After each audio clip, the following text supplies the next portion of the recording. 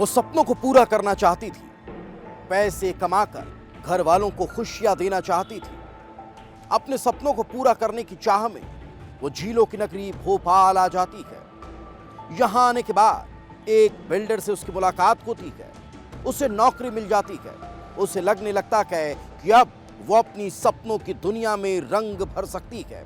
लेकिन तभी उसके साथ कुछ ऐसा होता है कि उसकी जिंदगी तबाह हो जाती है। उसके साथ कुछ ऐसा होता है कि उसके रोंगटे खड़े हो जाते हैं। उसके साथ कुछ ऐसा होता है कि वो अपने सपनों को चकनाचूर समझती है। आखिर कैसे वो उस नामी बिल्डर के षड्यंत्र के जाल में फंस जाती है, उसके शारीरिक शोषण में फंस जाती है और कैसे उसकी जिंदगी तबाह होने लगती है, इस रिपोर्ट में देख लीजिए। राजधानी के नामी बिल्डर का घिनौना खेल, यूपी की लड़की का भोपाल में रेप, 1.5 साल तक दरिंदगी, 3 बार अबॉर्शन, बिल्डर ने जॉब दी और इज्जत लूट ली।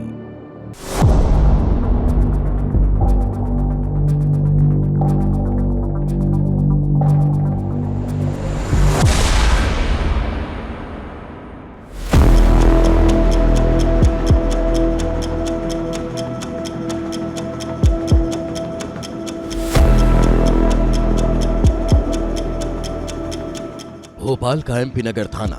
सब कुछ ठीक था, तभी एक लड़की थाने पहुंचती है। चेहरा बंधा हुआ, लेकिन आंखों में खौफ अलग समझ आ रहा था। पुलिसकर्मी उसे बुलाते हैं और जब वो अपनी आप बीती सुनाती है तो थाने में सन्नाटा छा जाता है। पुलिसकर्मियों के होश उड़ जाते हैं, क्योंकि वो लड़की एक दरिंदगी का शिकार हुई थी और दरिंदा कोई आम इंसान नहीं था, बल्कि राजधानी का एक रसूखदार था। राजधानी का एक करोड़पति था, जिसके शहर में कई प्रोजेक्ट चल रहे थे, जो करोड़ों की संपत्ति का मालिक था।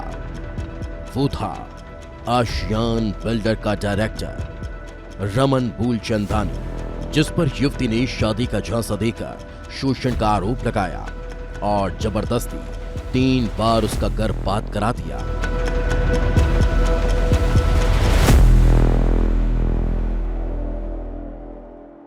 मामला चूंकि शहर के नामी बिल्डर से जुड़ा था, इस वजह से पुलिस संजीदगी के साथ मामले की जांच में जुट गई।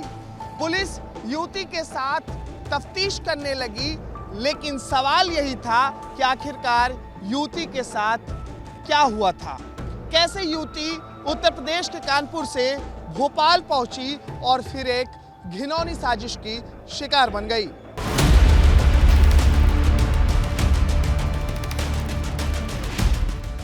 पुलिस के मन में सवाल कौंध रहे थे और जैसे जैसे पूछताछ आगे बढ़ी, हर सवाल का जवाब मिलता चला गया। इस खौफनाक कहानी की शुरुआत होती है साल 2024 में।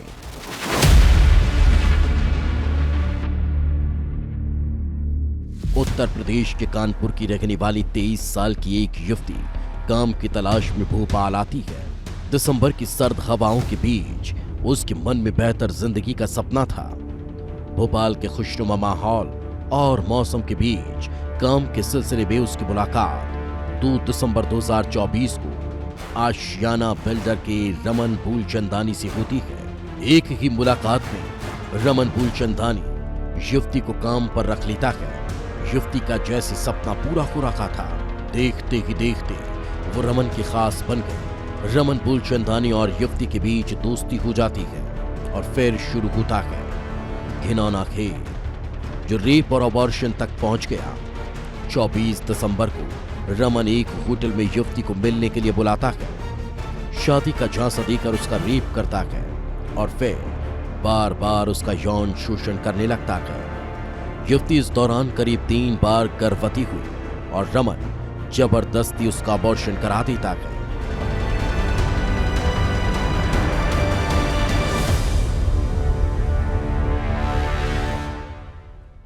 क्योंकि उसकी वाइफ थी, जो कि मुझे स्टार्टिंग में नहीं पता था, बाद में पता चला, तो उसने बोला वो अपनी वाइफ से अलग होकर के मुझसे शादी करेगा। मैं कार्रवाई तो इसमें चाहती हूँ कि जो कुछ उसने किया है उसके लिए उसे इनफ मुझे माफ़ी तो मुझसे मांगनी चाहिए, जो कि उसके घर वाले उसे छुपा करके घर पे बैठे हुए हैं। तो मैं यही चाहती हूँ कि वो आए और मुझसे माफ़ी मांगे।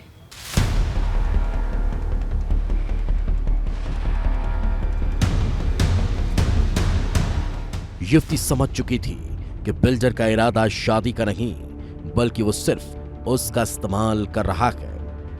युवती समझ चुकी थी कि बिल्डर ने उसे साजिश के तहत फंसाया था, क्योंकि युवती को इस बात का भी पता चल चुका था कि बिल्डर पहले से शादीशुदा है और जब युवती ने शादी का दबाव बनाया तो वो साफ साफ शादी से मुकर गया। युवती का कहना है कि इस खेल में उसका पूरा परिवार शामिल है। बिल्डर का परिवार उसे डरा धमका रहा है। युवती का कहना है कि परिवार के दबाव में ही आकर रमन फूलचंदानी ने उससे शादी का इनकार कर दिया।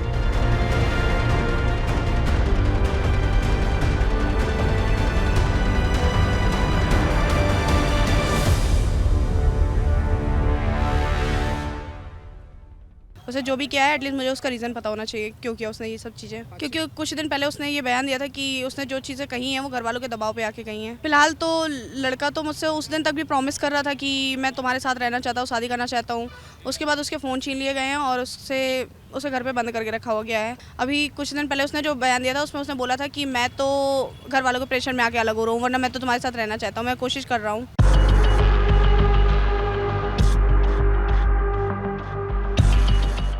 पुलिस मामला दर्ज कर जांच में जुट जाती है। जांच में पता चलता है कि युवती भी शादीशुदा है और पति से अलग होने के बाद काम की तलाश में भोपाल आई थी और यहीं पर उसकी मुलाकात बिल्डर रमन फूलचंदानी से होती है और नजदीकियां बढ़ जाती है। पुलिस अब बारीकी से जांच करने में जुटी है। पुलिस ने रमन फूलचंदानी के खिलाफ मामला दर्ज कर लिया। रमन फिलहाल पुलिस की गिरफ्त से बाहर है। पुलिस इस पूरे मामले में बिल्डर के परिवार की भूमिका की भी जांच कर रही है।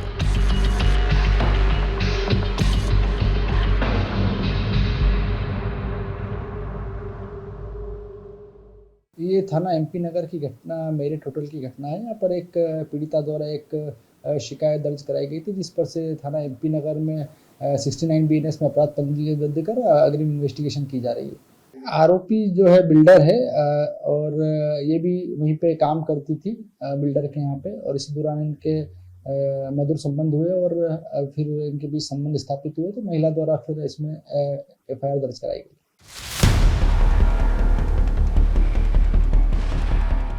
मामला शहर के रसूखदार से जुड़ा हुआ है, लिहाजा पुलिस हर एक कदम फूंक फूंक कर रख रही है। हर एक आरोपी की बारीकी से जांच की जा रही है ताकि सच का पता चल सके। क्या वाकई में युवती किसी साजिश का शिकार हुई है? क्या वाकई में जॉब देने के बहाने उसकी इज्जत से खिलवाड़ किया गया, या फिर इस कहानी का असली सच कुछ और ही है? अगर युवती के आरोपों में सच्चाई है तो फिर सवाल ये भी है कि आखिर उस बिल्डर ने और कितनी युवतियों को शिकार बनाया है?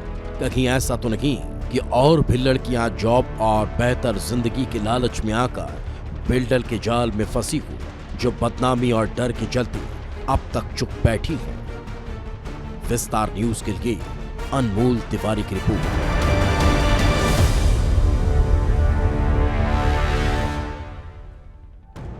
शादी का झांसा देकर बिल्डर लगातार 1.5 साल तक युवती के साथ संबंध बनाते रहा।